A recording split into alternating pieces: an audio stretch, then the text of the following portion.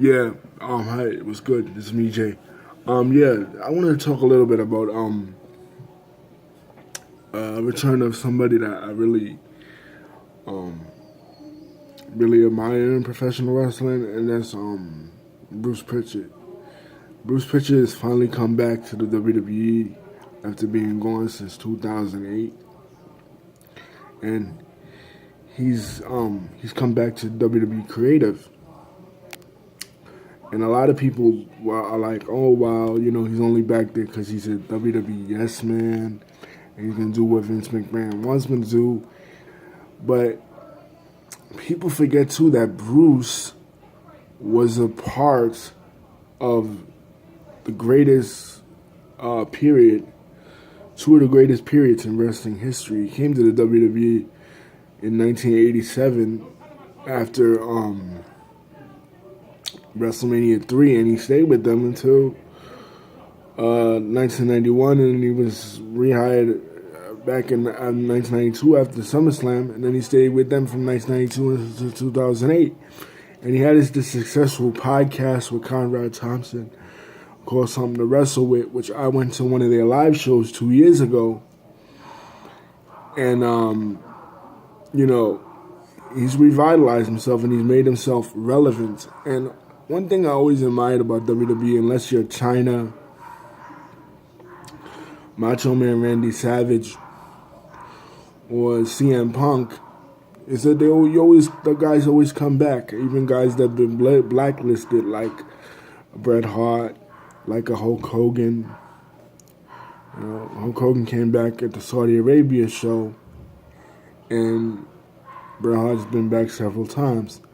But Bruce Pritchard is now back, and so is China, kind of, because I was going to do a video on the WWE Hall of Fame, and the first inductees into the WWE Hall of Fame this year for 2019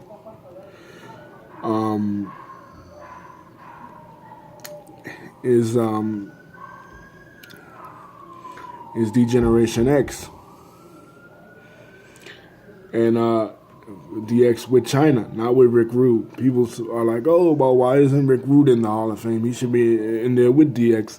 He was only in DX for a couple of weeks. If you guys remember, after the Montreal screw job, he left DX and he went to the NWO. So he was never really a part of DX. What they mean by DX is, of course, Shawn Michaels, Billy Gunn, Road Dogg, and China and Triple H and X-Pac.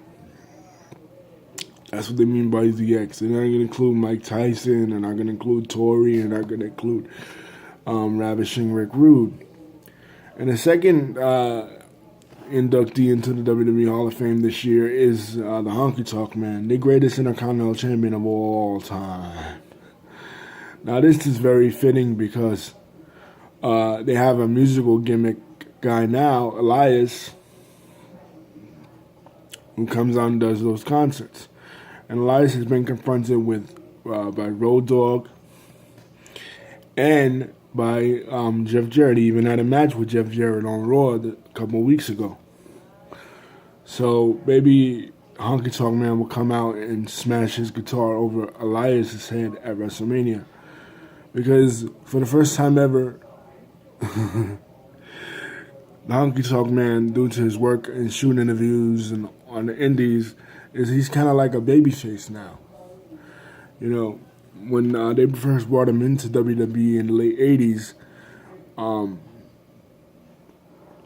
Vince McMahon wanted him to be a babyface because he had the gimmick like Elvis, and Elvis Presley, of course, is one of the top entertainers of all time, probably second next to Michael Jackson. Or some people say he's better than Michael Jackson. You know what I mean? Like, Elvis fans will say he's definitely better than Michael Jackson. But Michael Jackson fans, moonwalkers they're called, will say that Michael outsold Elvis and that Thriller is the best-selling CD of all time by a single artist. But that's neither here nor there. But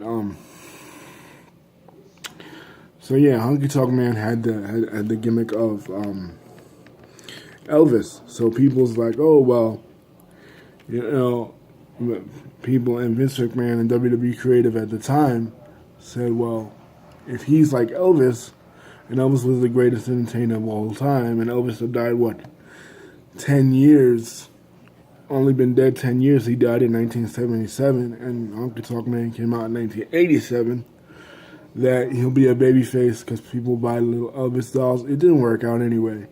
He was a heel in Calgary when he was working for Stu Hart, and he became a heel in WWE. But now, like I said, due to his success in shoot interviews and on the internet, you know, shooting on people, and you know, it's kind of like Iron Sheik, and people are like, oh well, you know, he's very entertaining just being himself, just being Wayne Ferris and shooting on people, and he kind of became a babyface on the indies. So now he's come back as a babyface. When, you know, we always hated, at least I did when I was a kid, you know, hated the Honky Tonk Man. They want to see the Honky Tonk Man dance. You want to see the Honky Tonk Man sing. And you're like, get the heck out of here, you. You know, you can't sing, you can't dance, you can't do any of that stuff. You know, you're no Elvis Presley, you're just Wayne Ferris from Memphis, Tennessee. Right? So he's come back. China has been reconciled now with the WWE family after the drama she went through. And I posted a video a couple of years back about China going into the WWE Hall of Fame, and you know, it was pretty cool. But you know, yeah, they say another faction's gonna go in. I think the NWO should go in, because how cool would it be for X-Pac to go in to the WWE Hall of Fame with the NWO and D-Generation X? I mean, wouldn't that be cool, guys? To me, it would be very awesome, very cool, because he was a part of those two factions, and his jump from the WCW to WWE in 1997 was one of the things that really turned the tide of the Monday Night Wars, because it was the night after WrestleMania 14.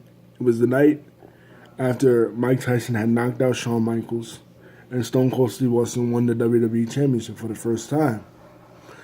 And the former 1-2-3 Kid, aka Six in WCW, member of the NWO, comes back. Before that, so many guys had left WWF to go to WCW, and now somebody was leaving WCW to come back to the WWF that was one of their biggest stars, and it turned the tide. And it's kind of ironic, now that I think of it, as I'm talking about it, that the Honky Tonk Man was patterned after a famous musical celebrity that when he died, a lot of his fans couldn't accept that he was dead. And they made up all these conspiracy theories that he was still alive and everything. And so was X-Pac. X-Pac was, of course, patterned after Tupac Shakur, famous slain rapper who was slain, ironically enough, at a Mike Tyson fight in 1996. And Honky Tonk Man was, of course, patterned after Elvis, who died in 1977, as I said before, in a